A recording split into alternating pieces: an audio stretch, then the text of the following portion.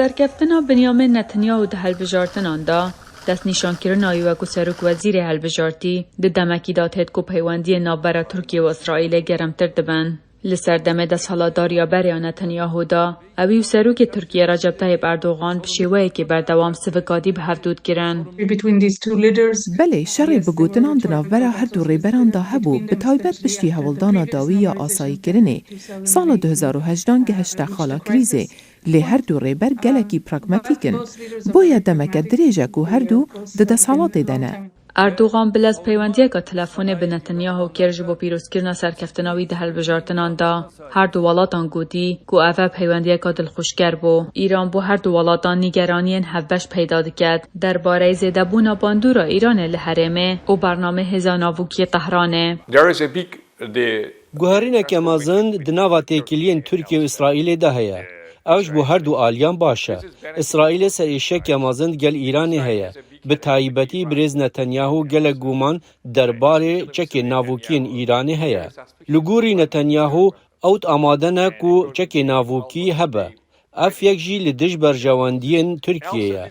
Ev dê bibe egerê têkçûna hevsengiya hêzê li Rojhilata Navîn.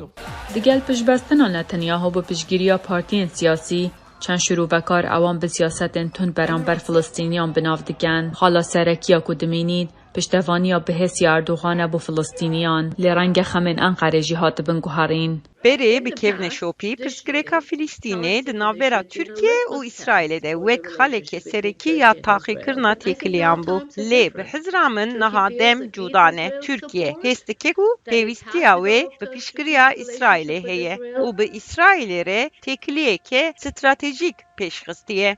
نزیکبوون اردوغان دگل اسرائیل بشک سیاست که برفرهتری یا باشترگرنا پیوندین لحرمینه شروع و کار آماجه باید گن کوچن سرکدین وان ولادان دنارحد بون بپشتبانی کرنا اردوغان یا به حزب و دوزا فلسطینیان. نوکاو صادیار دبید که خمین انقرین سرکی لسر هفکاری کرنه دگل اسرائیل جه انرژی تابرگیریه.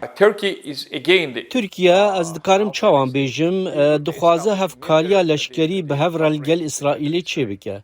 من ده خدمتا لشکری دل گل اسرائیل کار کریه. مال هفخاتنین گلک باش ده نابرا اسرائیل و ترکیه دا چه کرنه؟ پیش از ازین برگیرین اسرائیل و ترکیه همان بازار هنه. لی هر هفکاریه که هبید شروع و کار پیشن یاردکنده گلک یا بهشیاری بید. جبر برچافرگتنا میجویا بریاد نابرا هر دو سرکردان دا.